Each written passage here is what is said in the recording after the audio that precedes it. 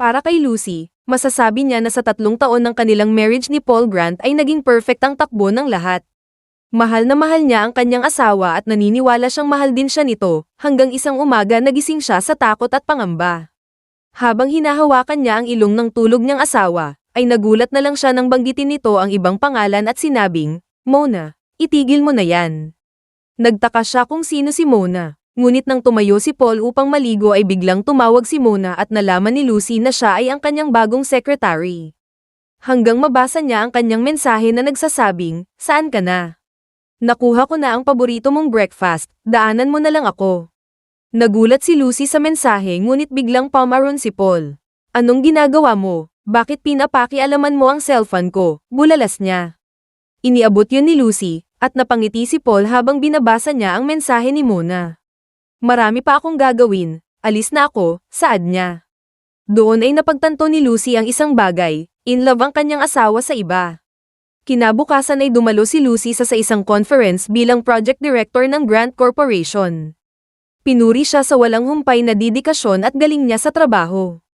Gayunpaman, biglang nagsabi si Paul Grant na may napili siyang iba na hahawak sa proyekto. At yun ay walang iba kundi si Mona Meyer, ang kanyang secretary. Napag-alaman din na gusto ni Paul na esekrito ang kanilang kasal ni Lucy, at simula noon, tumayo si Lucy bilang kanyang trusted assistant. Doon ay sinabi ni Mona kay Lucy na hindi niya kinukuha ang credits na pinaghirapan niya, ngunit ginagawa niya iyon dahil gusto ni Paul na bigyan siya ng pagkakataon. Para patunayan kung ano ang kaya niyang gawin, pagdating sa meeting room ay nagsimulang mag-present si Mona ng kanilang business proposal, ngunit sinadya niyang ilagay ang mga hubad na larawan ni Lucy upang siya ay ipahiya. "Kung kailan naman nasa kasagsagan na ang aking career, saka ka naman may eksena," saad ni Lucy. Dahil sa pangyayari ay nainis ang kanilang target investor at agad umalis. Humingi ng paumanhin si Mona kay Lucy dahil sa paglagay ng kanyang mga hubad na larawan, at sa inis ay sampalin na sana siya nito ngunit agad lumapit si Paul. Bata pa siya at hindi alam ang ginagawa, saad niya. Doon ay sinabihan niya si Mona na huwag matakot dahil naroon lang siya upang protektahan siya. "Lucy Lit, nang dahil sa'yo, hindi nakuha ang project," saad ni Paul. Hindi na siya nakasagot at naiyak na lamang dahil sa panahong kailangan niya ng karamay ay ibang babae ang pinoprotektahan ng kanyang asawa. Sinabi ni Paul na dahil sa nangyari ay si Mona ang papalit sa kanyang posisyon bilang director ng Team A.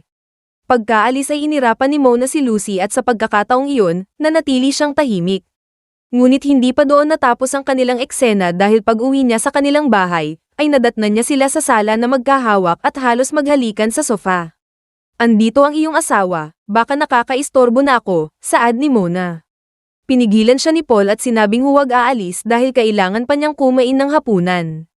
Napansin ni Lucy na gamit niya ang kanyang Zainelas ngunit sinabihan siya ni Paul na gamitin na lang ang lumang gamit na naroroon. Pagdating sa lamesa ay sinubuan ni Mona si Paul ng pagkain at dahil hindi ito may sakmura ni Lucy ay pumasok siya sa kanilang kwarto. Napaupo siya at napaiyak habang iniisip ang bilang ng mga taon na sila ay magkasama. Naalala niya ang unang naging agreement nila na sila ay magpakasal at oras na makuha na ni Paul ang buong kontrol ng kumpanya, sila rin ay magde-divorce. Buong akala ni Lucy na makakatulong ang pagiging devoted wife niya sa maraming taon, ngunit ngayon niya napagtanto na ang lahat ay walang kwenta para kay Paul. Naisip niya na isa lang pala siyang joke para sa kanya. Kinuha niya ang divorce paper na napirmahan na ni Paul noon pa, at pinirmahan niya iyon na hindi niya alam. Habang kumakain ay sinabihan ni Mona si Paul na puntahan niya si Lucy upang tawagin, ngunit pinigilan siya nito at sinabing siya ang gagawa. Pagdating niya sa kanilang kwarto ay nakita niya si Lucy na natutulog. Ngunit napunta ang atensyon niya sa divorce agreement na nasa lamesa. Nang basahin sana niya iyon ay siya naman ang paggising ni Lucy. Nagluto ng pagkain si Mona bilang paghingi ng tawad sa nangyari, ngunit ano ang ginagawa mo? Tanong ni Paul sa kanya. Nagsabi si Lucy na masakit ang kanyang tiyan at hindi kakain ngunit nagalit si Paul at hinayla siya papunta sa lamesa. Doon ay humingi si Mona ng paumanhin at sinabing nagkamali siya sa ginamit na flash drive. Hindi naniniwala si Lucy ngunit sinabihan ni Paul si Mona na huwag mag-alala dahil siya na ngayon ang director at si Lucy ay isang assistant na lamang. Nang makita ni Lucy na puro spicy food ang nahanda ay nagsabi siyang hindi kakain ngunit nagalit si Paul. Sinabihan siyang kapag disiya kakain ay hindi lang siya ang matatanggal sa trabaho kundi ang kanyang buong team. "Nababaliw ka na talaga. Isusugal mo ang employees na nagtrabaho sa'yo ng ilang taon dahil lang sa isang pagkain. Saad ni Lucy. Ngunit dahil disdedo si Paul ay napilitan si Lucy na kumain ng maanghang. Ngunit ilang saglit pa ay nasuka ito dahilan upang magalit si Paul at dalhin si Mona upang kumain sa labas.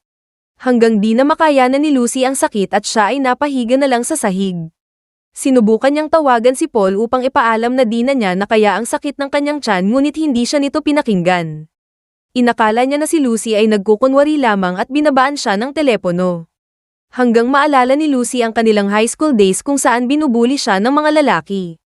Agad dumating si Paul upang tulungan siya at sinabihan siya na dumikit lang sa kanya para hindi siya mabali.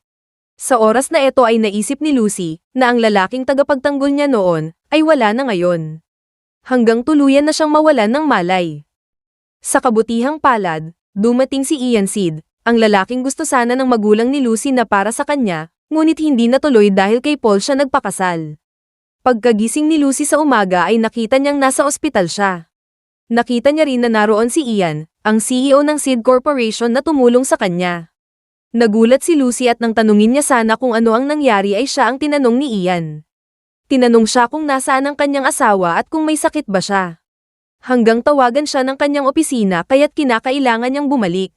Pagdating ng mga nurse ay tinanong din siya kung nasaan ang kanyang asawa. Binanggit nila ang isang babae sa kabilang silid na natisod lang ngunit gano'n na lang ang pag-asikaso ng kanyang partner.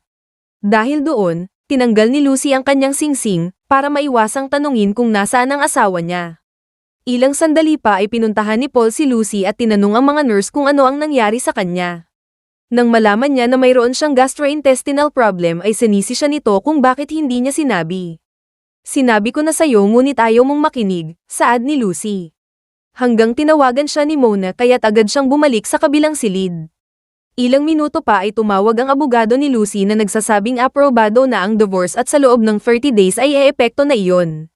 Paul Grant, sa loob ng 30 days ay wala na tayo, saad niya. Kinabukasan ay lumabas na siya sa ospital ngunit sinalubong siya ni Mona na nagkukunwaring pilay at lumuhad sa kanya.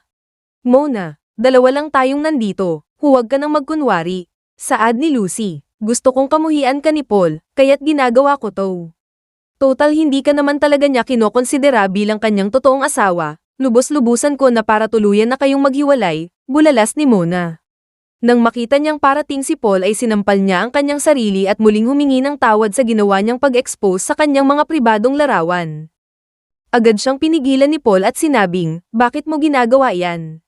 Bumaling siya kay Lucy at sinabihan siyang humingi ng tawad kay Mona. Bakit ako hihingi ng tawad? Siya ang sumampal sa kanyang sarili, saad ni Lucy.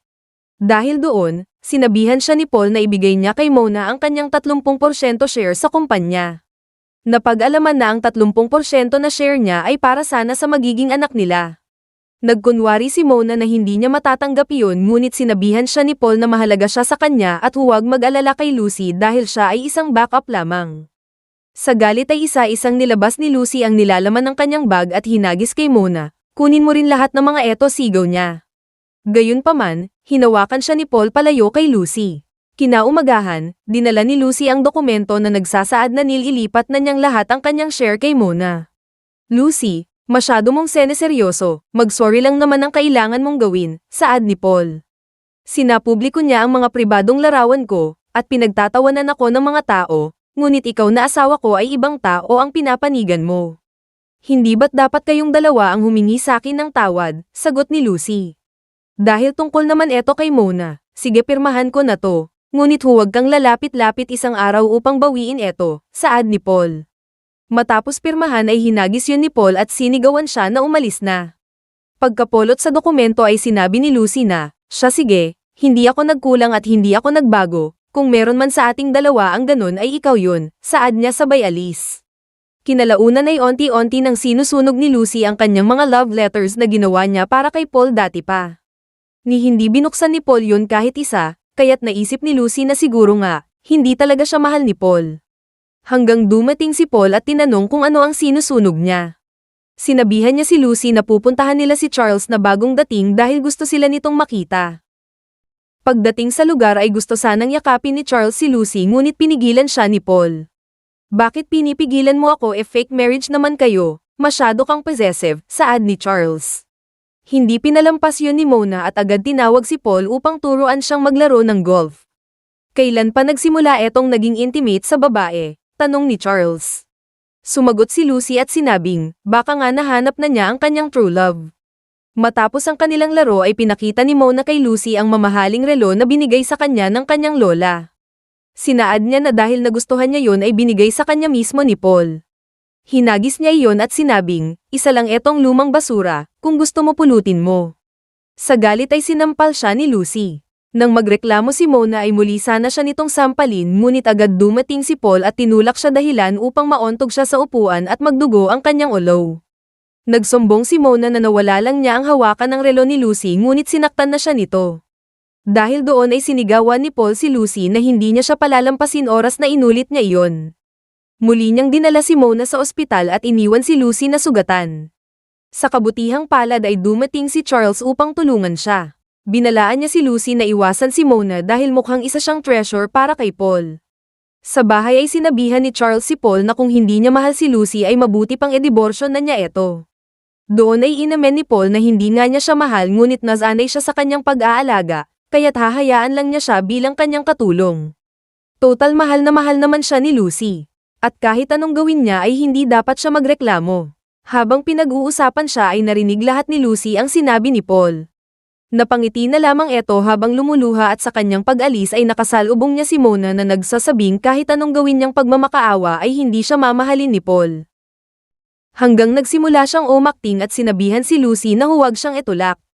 At habang ginagawa iyon ni Mona ay tuluyan silang nahulog sa hagdanan, na nagresulta ng seryosong pinsala para kay Lucy.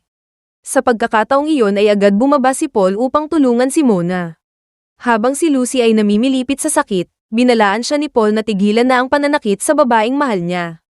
Sa pagkakataong iyon, si Lucy ay nagkaroon ng bleeding dahil sa pagkahulog.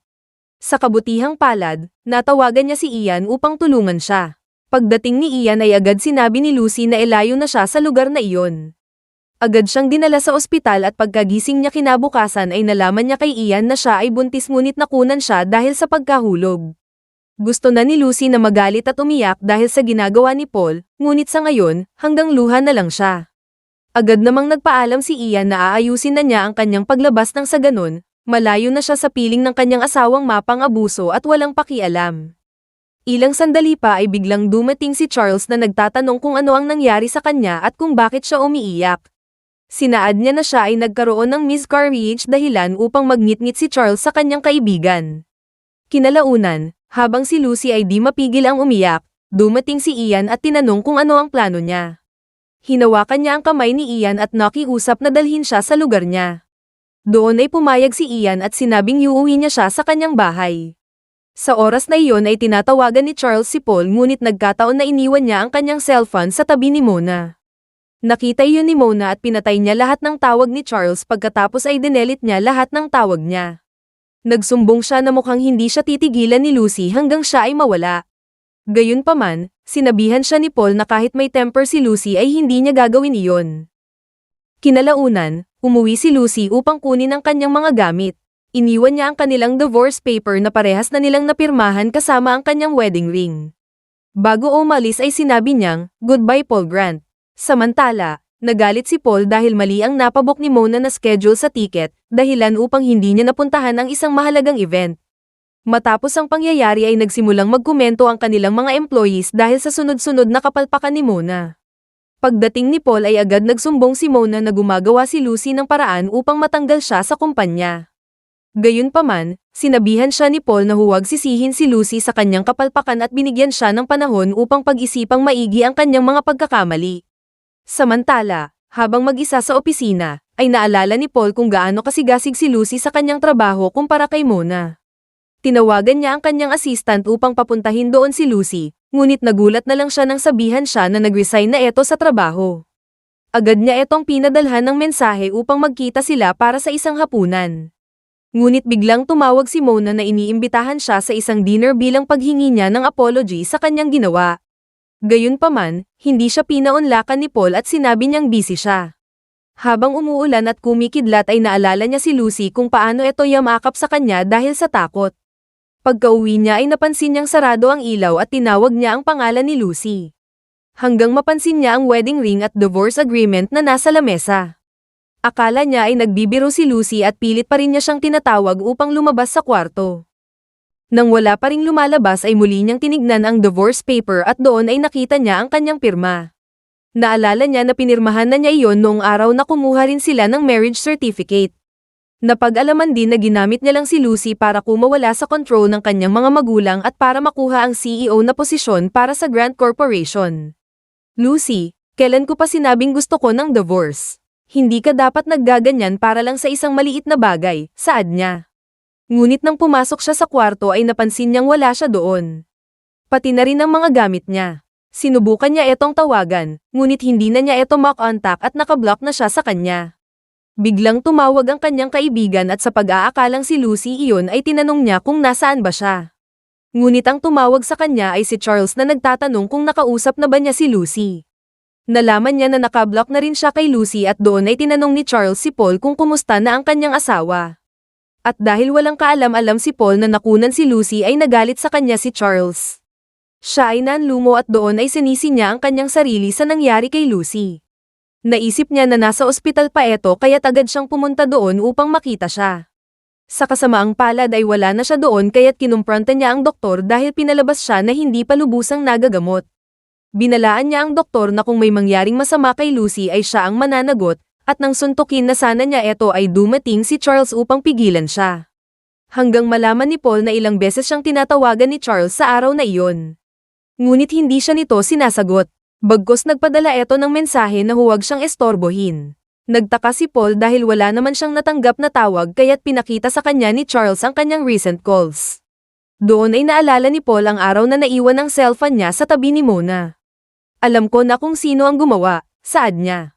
Sa oras ding iyon ay pinuntahan niya si Mona na nagsasabing, ngayong nag-resign na si Lucy ay libre na nating magawa ang mga gusto nating gawin. Habang hinahawakan niya si Paul ay pilit naman etong umiiwas.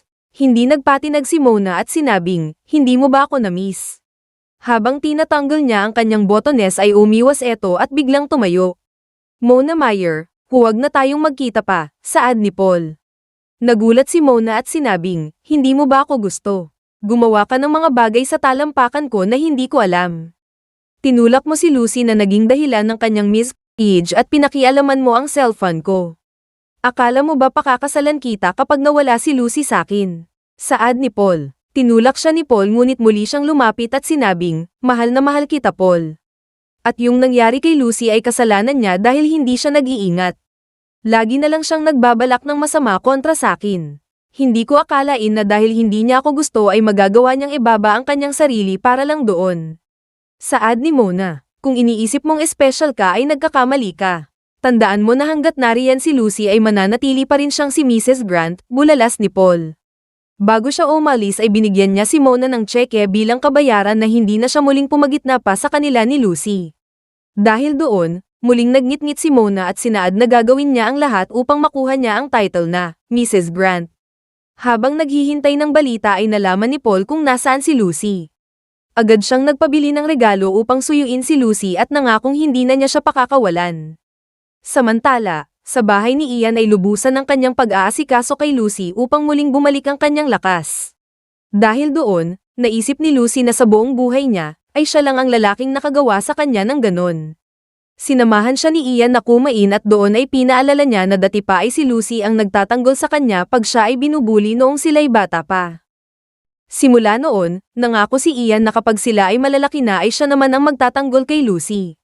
Gayunpaman, sinabihan siya ni Lucy na mga usapang bata lang iyon at huwag niya dapat seryosohin.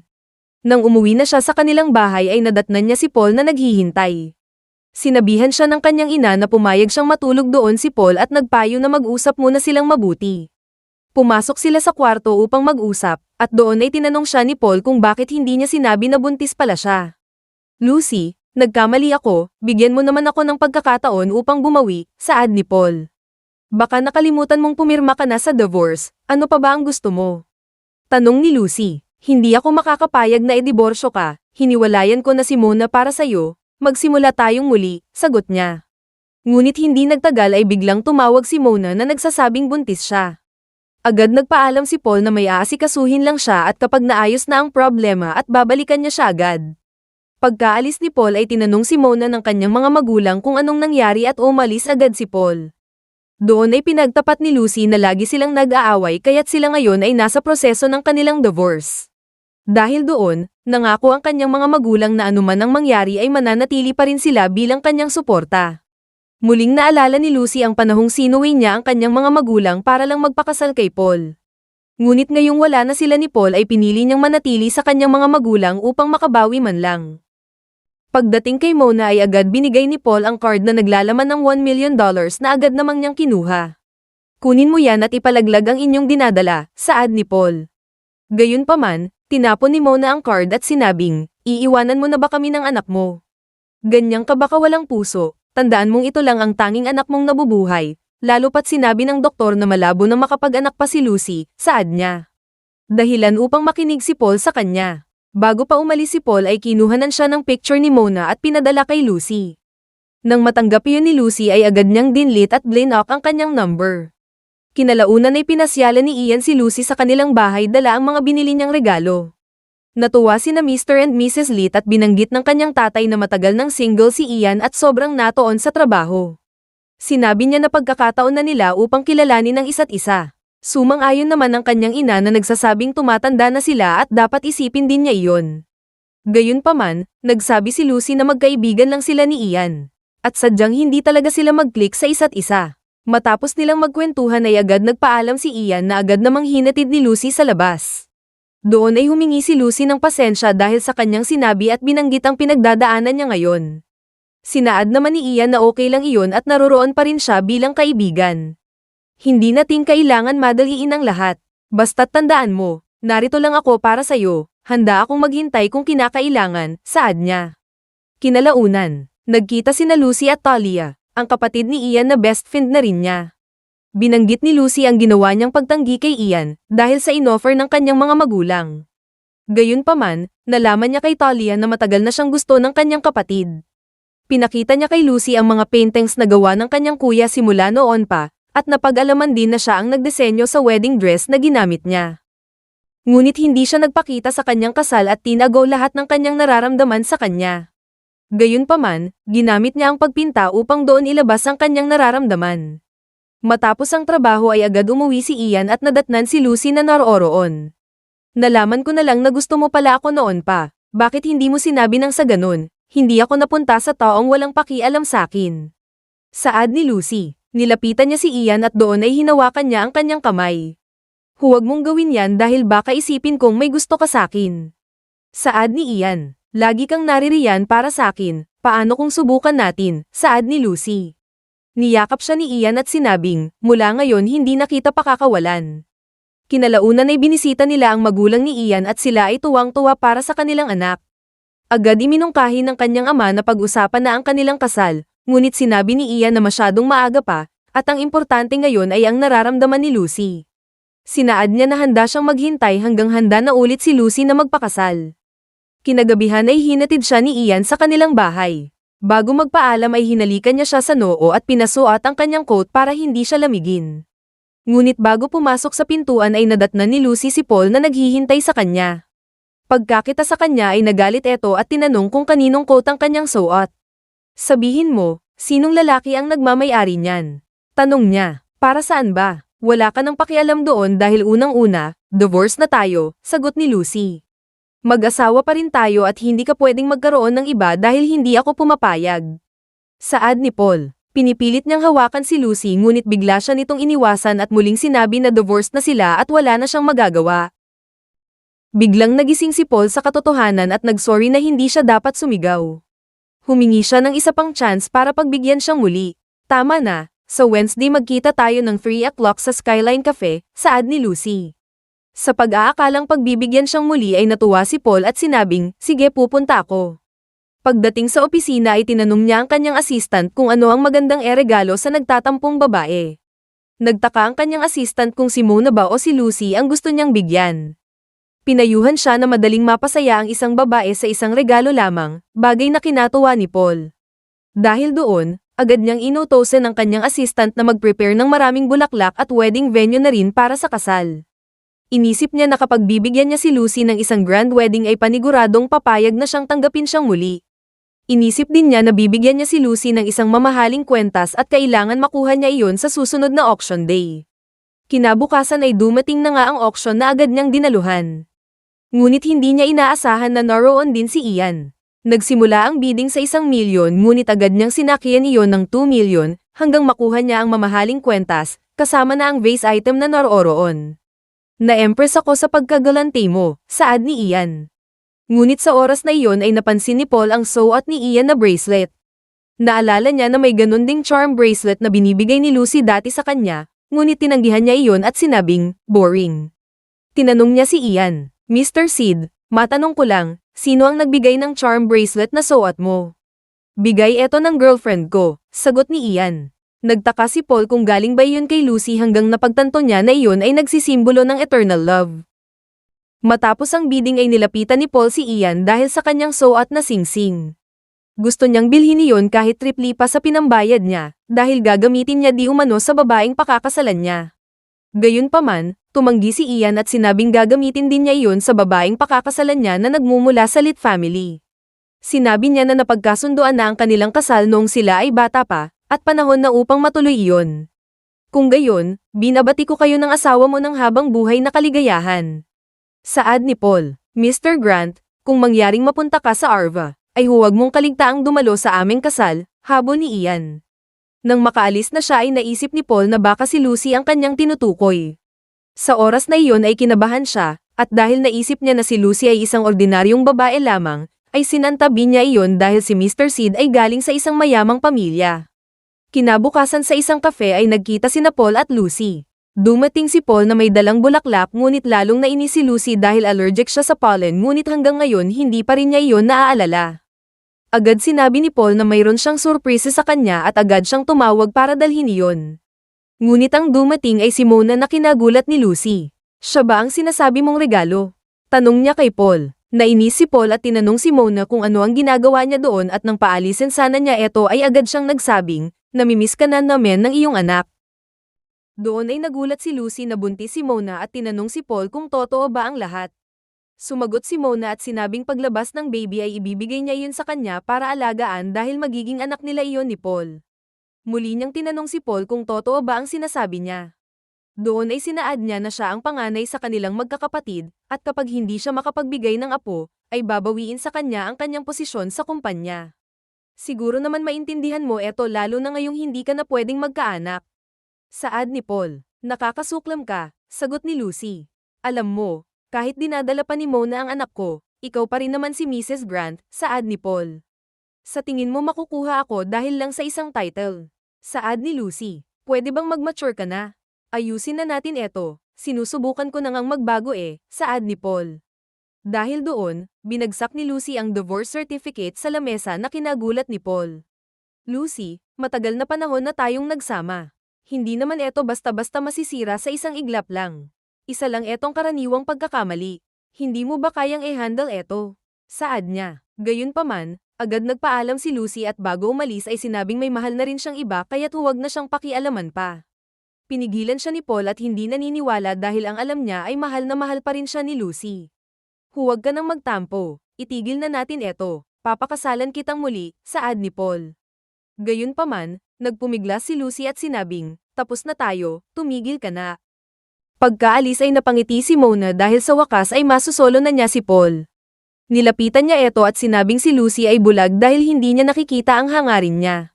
Nagpresente siya na lang ang kanyang pakasalan dahil tatanggapin niya iyon at hindi sasayangin.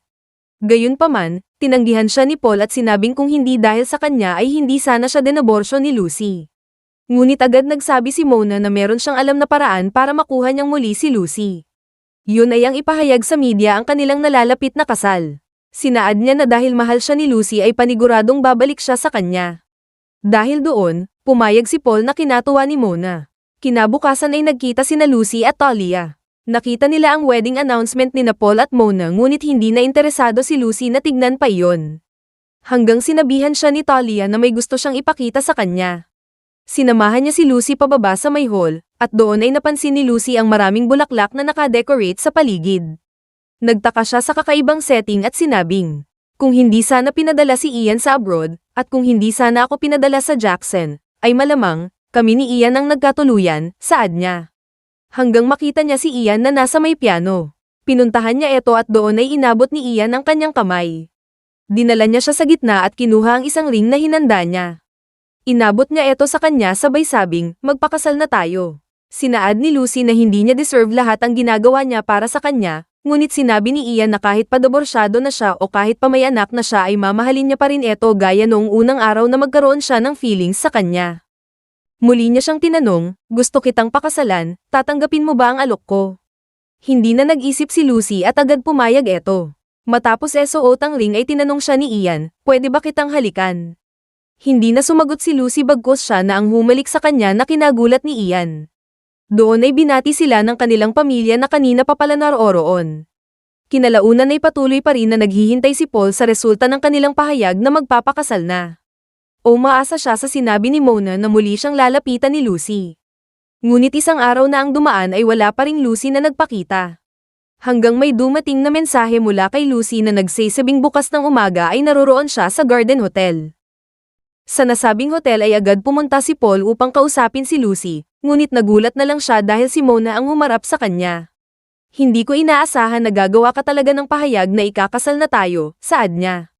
Gayunpaman, nagalit si Paul at sinabing ginawa niya iyon para kay Lucy at di para sa kanya. Agad siyang umalis para hanapin si Lucy na lalo namang ikinagalit ni Mona. Samantala, matapos ang marriage proposal ay lumalabas na first time lahat ang nangyari para kay Lucy. Yun ay dahil ang marriage nila ni Paul ay sekreto at di rin nag-propose si Paul sa kanya. Dahil doon, nagpasalamat siya kay Ian dahil hindi siya bumigay noon pa. Kinalaunan, tinawagan ni Paul ang kanyang kontak upang maghanda ng mas bonggang kasal para kay Lucy. Naniniwala siya na kapag ginawa niya iyon ay siguradong babalik si Lucy sa kanya. Hindi nagtagal ay dinala ni Paul si Mona upang magkunwaring naghahanda na sila para sa inihayag nilang nalalapit ng kasal. Siyempre excited na si Mona dahil isang hakbang lang ay magiging Mrs. Grant na siya. Nagustuhan ni Mona ang isang eleganteng gown na naka-display. Gusto niyang subukan iyon ngunit sinabi ng babae na naka-reserve na iyon sa iba. Habang nakikipagpilitan si Mona ay siya naman ang pagdating ni Lucy. Nagulat sila na siya ang may-ari ng gown at di sila makapaniwalang ikakasal na siya lalo na kay Paul. Para patunayan na nagsasabi siya ng totoo ay inilabas niya ang invitation card bagay na lalong nagpagalit kay Paul. Imposible ito, isa etong kalukuhan, saad niya. Paniwalaan mo ang gusto mong paniwalaan. Move on na tayo at kung ano ang nakita mo ay yun na yun. Sagot ni Lucy. Pinahanda niya ang wedding gown para pick up na lang iyon pagkatapos. Tumingin siya kay Mona at sinabing, congratulations, iyong-iyo na siya. Samantala, narinig ni Paul at Mona ang pag-uusap ng mga sales clerk na mapapangasawa ni Lucy ang pinakamayamang negosyante sa Arva. Nagtaka si Paul kung si Ian Sid nga ba ang kanyang mapapangasawa, at nang kunin niya sana ang invitation card para makita iyon ay agad etong inagaw ni Mona at sinabing nag-iimbento lang si Lucy para pakitaan siya. Dahil doon naisip ni Paul na may pagkakataon pa siya upang makuhang muli si Lucy. Hanggang sa muling nakiusap si Mona na gawin na nilang official ang kanilang kasal. Natawa si Paul sa kanyang sinabi at nang aalis na sana ito ay kinumpronte siya ni Mona. Tinanong niya kung bakit gusto niyang pakasalan muli si Lucy ngunit ayaw niya sa kanya. Mona, kung hindi ka lang buntis ay iniwanan na sana kita. Ang totoo wala akong balak magpakasal sa ibang babae, saad ni Paul. Magkagayunman, hindi pa rin nawawalan si Mona na isang araw, siya ay magiging Mrs. Grant. Pagkalabas ni Paul sa mall ay napahapyawan niya si Lucy at Ian na magkasama sa isang sasakyan. Naalala niya ang sinabi niya kay Ian na malamang isang queen ang kanyang pakakasalan dahil sa sobrang mahal ng wedding ring na binili niya para sa kanya. Hanggang sa napagtagpi-tagpi niya ang lahat na maaring ang si Lucy ang pakakasalan ni Ian. Agad niyang tinawagan si Ian upang alamin kung ano ang pangalan ng pakakasalan niya, ngunit tumanggi ito na i-disclose para sa kanyang protection. Dahil doon, naniniwala pa rin si Paul na hindi si Lucy ang mapapangasawa ni Ian. Ilang minuto pa ay dumating ang kanyang assistant na nagsasabing dumating na ang mga orders para sa grand wedding preparation. Samantala, pinuntahan ni Mona ang ina ni Paul upang magsumbong na hindi tinitigilan ni Lucy ang kanyang anak. Sinabi niya na kahit wala siyang title basta safe ang kanyang baby. Huwag kang mag-alala, dahil dala-dala mo ang tagapagmana ng grants, sisiguraduhin kung ligtas ka, saad ni Susan, ang ina ni Paul. Pagkatapos ay agad pinahanda ni Susan ang kanyang driver upang dalhin siya kina Lucy. Habang nag-uusap sina Talia at Lucy para sa preparasyon ng kasal ay biglang dumating ang ina ni Paul upang kumprontahin siya. Nang sampailan na sana siya nito ay agad etong napigilan ni Lucy. Walang hiya ka talaga, pagkatapos mong ediborsyo ang aking anak ay muli ka na namang pumupulupat sa kanya. Dahil sa'yo, naiiwan ng mag-isa ang aking magiging apo, bulalas ni Susan. Madam, imbes na pupunta ka rito upang makipag-away, mas mabuti pang umuwi ka na at sabihan mo ang anak mo na itigil na ang kakasunod sa akin. Sagot ni Lucy, ako pa ngayon ang tuturuan mo, saad ni Susan. At habang pinipigilan siya ni Lucy sa kanyang pananakit ay biglang dumating si Paul upang pigilan siya. Napukaw ang atensyon ni Paul sa lugar na punong-puno ng bulaklak. Kakasal ka ba talaga? Tanong niya. Tignan mo yan, kakadiborsyo nyo lang pero ikakasal na agad, siguro nangangalo niya na yan noon pa, saad ng kanyang ina. May iba ka na habang mag-asawa pa tayo ngunit hindi ako pwedeng mag-move on pagkatapos ng divorce. Ganun ba yun? Tanong ni Lucy kay Paul. Walang namamagitan sa amin ni Mona, aksidente lamang ang nangyari, paliwanag niya. Wala na akong panahong makipag-usap sa'yo, tapos na ang lahat sa atin, saad ni Lucy sabay alis. Doon ay natuwa si Talia sa ginawa ni Lucy dahilan upang sabihin ni Lucy na kapag pinagbigyan pa niya siya, ay lalo lang siyang aabuso. Bago pa umalis sa lugar, ay biglang dumating ang assistant ni Paul na nagsasabing pinapatawag ng Sid family ang kanyang ina dahil sa nangyari. Dahil doon ay agad sinabihan ni Paul ang kanyang ina na mag-who knows dili dahil sa pangamba na i-cancel nila ang kanilang ugnayan patungkol sa negosyo. Para mawala ang anumang sigalot sa pagitan nila ay agad sinabihan ni Paul ang kanyang assistant na maghanda ng isang regalo, dahil siya mismo ang pupunta sa Sids upang humingi ng pasensya. Samantala, habang ginagamot ni Ian ang sugat na natamo ni Lucy mula kay Susan, ay biglang dumating si Paul. Nag-alala si Lucy sa pwedeng mangyari, ngunit pinaalala ni Ian na hanggat naroroon siya ay walang pwedeng manakit sa kanya. Pagkalabas ni Ian ay natuwa si Lucy dahil sa wakas ay may tumatayo na rin para sa kanya. Pagkalabas ni Ian sa sala ay naroon sina Paul at Susan na naghihintay. Humingi si Paul ng paumanhin para sa kanyang kapatid ngunit sinaad ni Ian na pinatawag niya sila upang humingi ng apology para sa kanyang magiging asawa. Nagulat si Paul nang sabihin ni Ian na malamang kilala rin niya siya.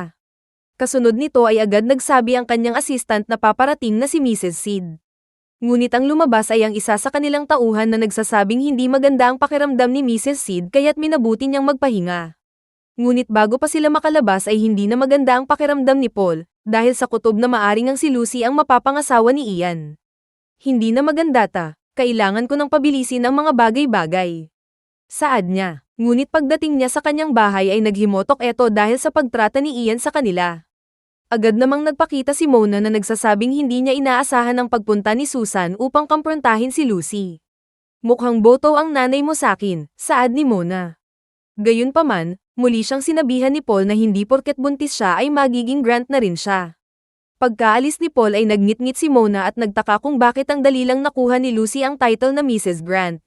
Samantalang hirap na hirap siya kahit pa may anak na sila. Ilang saglit pa ay dumating ang assistant ni Paul upang ibigay sa kanya ang invitation letter mula kina Ian at Lucy. Nang malaman ni Mona na si Lucy ang bride ay tinago niya ang invitation upang hindi iyon makita ni Paul. Dahil ang kasal ay gagawin na sa ikatlong araw, natuwa si Mona dahil paniguradong wala nang magagawa si Paul pagkatapos. Paul, mukhang hindi mangyayari ang gusto mo, saad niya. Pagdating ng ikatlong araw ay pinuntahan ni Paul ang lugar kung saan idadaos ang plano niyang kasal para kay Lucy. Habang naroroon siya ay dumating si Charles kaya't agad humingi ng tulong si Paul para maihanda na ang lahat.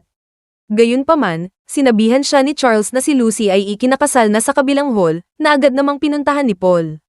Pagdating sa pintuan ay nakita niya ang larawan ng dalawa at sa galit ay tinadyakan niya iyon. Binuksan niya ang pintuan at sa pagkabigla ay nakita niya ang engrande nilang kasal.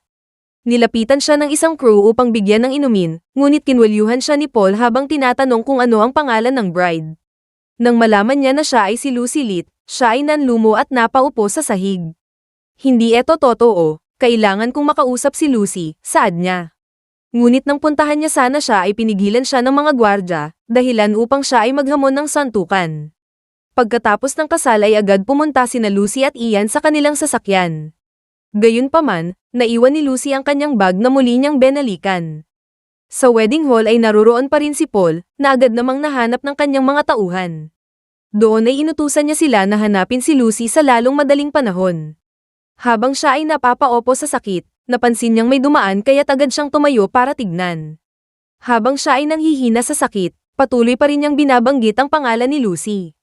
Nasaan ka ba? Saad niya. Nakita siya ni Lucy na pabalik sa labas at tinanong siya kung ano ang ginagawa niya doon. Lucy, nakita. Saan ka ba nagpupunta? Hinanap kita kung saan-saan ngunit hindi kita makita. Sabihin mo sakin, PK lahat eto di ba? Tanong niya. At nang yakapin sana niya siya, ay umatras eto at pinakita ang kanyang wedding ring. Paul, may asawa na ako, saad niya. Lucy, mag-asawa pa tayo. Paano mo nagawa iyan? Bigamy na yan di ba? Ako lang ang mahal mo di ba? Tanong ni Paul. Habang hinahawakan siya ni Paul ay agad dumating si Ian at sinuntok si Paul, dahilan upang matumba ito sa sahig.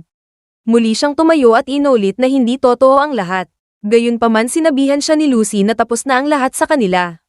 Doon ay enamen ni Paul na nagkamali siya at hindi niya siya pinahalagahan noong una. Ngunit ngayon gusto niyang ipakita sa kanya na totoo na ang hangarin niya at hindi PK tulad noon. Ngayon ko napagtanto na hindi ko kaya pag wala ka, bigyan mo naman ako ng isa pang pagkakataon, saad niya. Itigil mo na yan. Ang Lucy na nagmahal sa'yo noon ay wala na, sagot ni Lucy. Pagdating sa sasakyan ay agad hinalikan ni Ian si Lucy at nagpasalamat dahil siya ang pinili niya. Kinabukasan sa opisina ay umasak sa galit si Paul dahil walang nakapagbigay sa kanya ng impormasyon na ikakasal na sa iba si Lucy. Doon ay tinanong siya ng kanyang assistant kung hindi ba niya natanggap ang wedding invitation na nabigay niya kay Mona noong nakaraan. Sa galit ay agad niyang pinuntahan si Mona na ngayon ay napapangiti, dahil alam niyang heartbroken ito ngayon dahil kay Lucy. Paul, bumalik ka, tanong niya. Sa di inaasahan ay agad siyang hinawakan sa leeg at kinumpronta, dahil alam niya ang araw ng kasal ni Lucy ngunit tinago niya iyon. Tinulak niya si Mona at sinabi na kung ayaw ni Lucy ang bata ay gagawin niya yon, para lang bumalik siya sa kanya. Ngunit muling nakapag-isip si Mona ng paraan at sinabi na malamang nasa financial crisis ngayon ang pamilya ni Lucy kaya't napilitan siyang magpakasal kay Ian ng ganun kabilis. Dahil doon, nagbago ang isip ni Paul. Gayunpaman, binalaan niya si Mona na oras na ulitin niya ang ginawa niya ay di na niya siya palalampasin. Samantala, habang nasa mall ay nakita ni Lucy si Mona na may kausap na lalaki at mukhang may namamagitan sa kanila. Sinundan niya sila at kinuhanan ng video. Doon ay napag-alaman na may ibang lalaki si Mona at siya ang tatay ng kanyang pinagbubuntis. Nang makita siya ni Mona ay agad niyang pinigilan si Lucy at binalaan, na kapag pinalabas niya ang kanyang sekreto ay alam niya ang kalalagyan niya. Hindi ka ba natatakot na kahit hindi ko sabihin ay malalaman pa rin ni Paul ang totoo, at baka mas kahindik-hindik ang kararatnan mo, saad ni Lucy. Pagtalikod ni Lucy ay batuhin sana siya ni Mona ngunit tumigil ito nang biglang dumating si Paul. Agad siyang umakting na sinaktan siya ni Lucy kaya't sumakit ang kanyang tiyan. Muli niyang siniraan si Lucy dahilan upang sabihin ni Paul na huwag niyang ibaling kay Mona ang hinanakit niya sa kanya. Ilang beses ka na bang nagpalo ko sa sinungaling na yan? Hanggang ngayon nagpapaniwala ka pa rin sa kanya, saad ni Lucy. Alam kong inutay si Mona. Kakayanin mo ba na dahil sa'yo ay may mangyari sa bata? Saad niya. Napangiti si Lucy at tinanong si Paul, sigurado ka ba na anak mo yan? Habang tinatanong siya kung ano ang inig niyang sabihin ay agad nagsabi si Mona na anak naman talaga niya iyon. Kung ayaw mo ang bata, mas mabuti pang mamatay na lang kami, saad ni Mona. Hinawakan siya ni Paul at sinabing, huwag kang mag-alala, alam kong nagsasabi ka ng totoo. Humarap siya kay Lucy at tinanong, alam mo ba ang nagagawa ng akusasyon na walang basehan? Tumingin si Lucy kay Mona at sinabing, kahit anong gawin mong acting, at kahit gaano kasakit ang salitang ibato sa akin ni Paul, ay wala na akong pakialam doon, saad ni Lucy. Nang umalis na sana siya ay pinigilan siya ni Paul at biglang nagsabi ng sorry dahil sa kanyang mga sinabi. Naiintindihan ko kung gaano kahirap magkaroon ng financial crisis. At alam kong nagpakasal ka kay Ian dahil napilitan ka lang. Sa darating na birthday mo ay bibigyan kita ng isang malaking sorpresa, saad niya. Kung ganun, bibigyan din kita ng isa, sagot ni Lucy, pagkatapos ay umalis na siya. Kinaumagan sa ospital ay inisip ni Mona na gawan ng paraan ang kanyang pagbubuntis bago pa mabulilyaso ang kanyang plano. Ginaising niya si Paul at upang magpabili ng pagkain sa labas. Pagkaalis ni Paul ay agad niyang tinawagan si Lucy upang puntahan siya. Bago pa pumasok ay binuksan ni Lucy ang kanyang recorder para ma-record lahat ang kanilang usapan. Ano ang gusto mong sabihin, saad ni Lucy? Alam mo ba kung bakit kahit kailan hindi ka na talaga mamahalin ni Paul? Yun ay dahil hindi ka na magkakaanak. Saad ni Mona. Hinahamon mo ako at kapag nagalit ako, mag-aacting ka na naman, at kapag nalaglag ang pinagbubuntis mo, ako na naman ituturo mong may kasalanan, sagot ni Lucy. Kapag nalaman ni Paul na nalaglag ang bata dahil sa'yo, siguradong hindi ka niya palalampasin, saad niya. Hinawakan niya ang kamay ni Lucy, at tumalikod ito upang ibangga ang kanyang tiyan sa gilid hanggang siya ay mapaupo sa sakit. Pagdating ni Paul ay nakita niya si Mona na namimilipit sa sakit at dinudugo. Matapos matignan ng doktor si Mona, ay ipinahayag nito na hindi na nakaligtas ang bata. Habang siya ay umiiyak ay kinomfort siya ni Paul. Bumaling siya kay Lucy at sinabing, "Tignan mo ang ginawa mo, masaya ka na ba?" Tanong niya, "Huwag mo akong sisihin, siya ang gumawa ng dahilan upang magkaganyan," saad ni Lucy. Dahil doon, sinigawan siya ni Paul. "Kung hindi ikaw ang gumawa, sino ang gumawa? Sa tingin mo ba FA frame up ka ni Mona?" Saad niya, "Mona, binibigyan kita ng huling pagkakataon upang sabihin ang totoo." Pinonto ni Lucy. Gayunpaman, hindi nagsabi ng totoo si Mona at sinabing, "Pagkatapos mo akong itulak at ilaglag ang baby ay ganyan ang sasabihin mo." Dahil doon, inilabas ni Lucy ang cellphone niya upang iparinig ang recording, ngunit siya naman ang pagdating ni Susan na sinisisi si Lucy sa pagkawala ng kanyang apo. Gusto niyang saktan si Lucy ngunit naitulak siya nito dahilan upang siya ay bumagsak sa sahig. Habang ang lahat ay naiinis na sa kanya, sinigawan siya ni Paul upang humingi ng tawad sa kanyang ina. Ngunit siya naman ang pagdating ni Ian na nagsasabing wala siyang dapat ihingi ng tawad. Mr. Sid, tinulak ni Lucy si Mona. "Nakita ko mismo na ginawa niya iyon, nagsama kami ng ilang taon kaya't alam ko kung sino siya," saad ni Paul.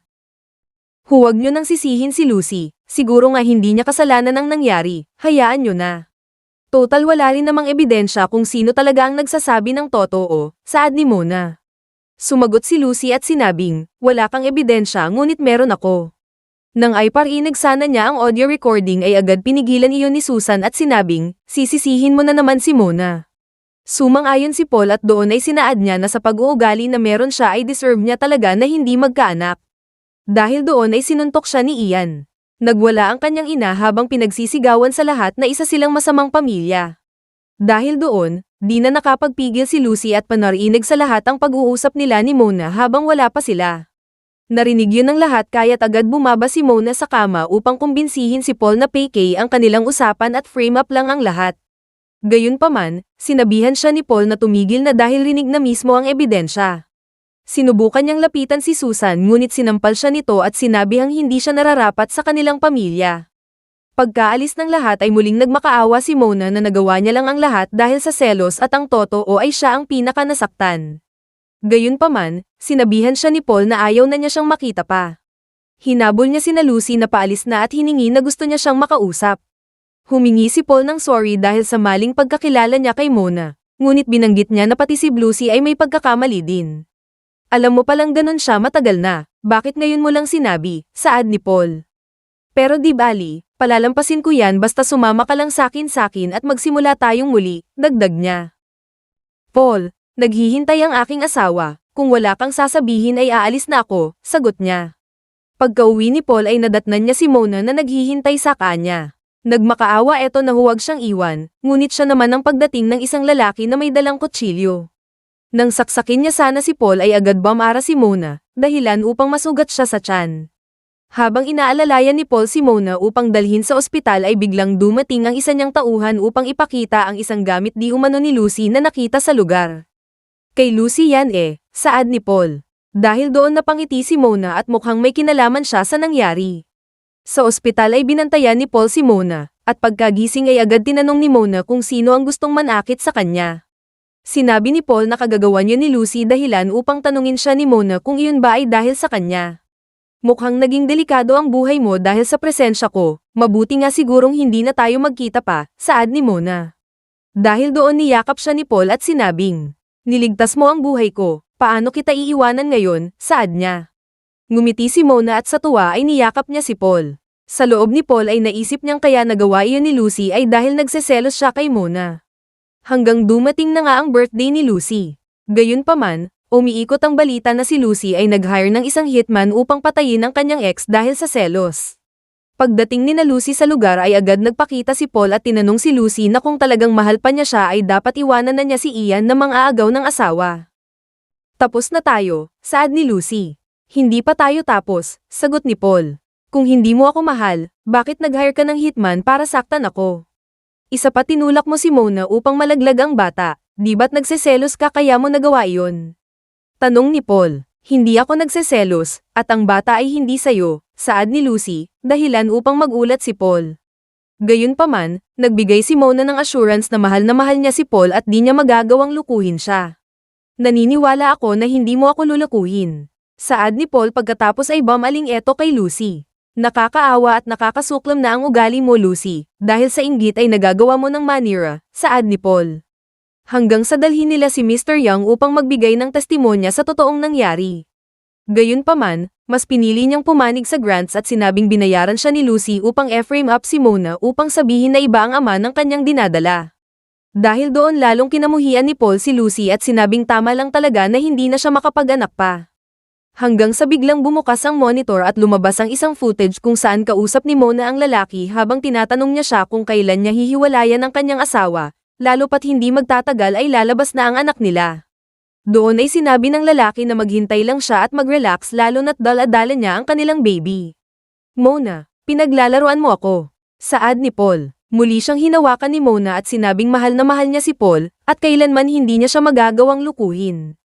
Sinaad niya na fake ang nasa video, ngunit sinampal siya ni Paul at sinabing hindi na niya siya paniniwalaan pa. Agad namang nagsabi ang lalaki na ang lahat ay plano ni Mona at wala siyang kasalanan sa nangyari.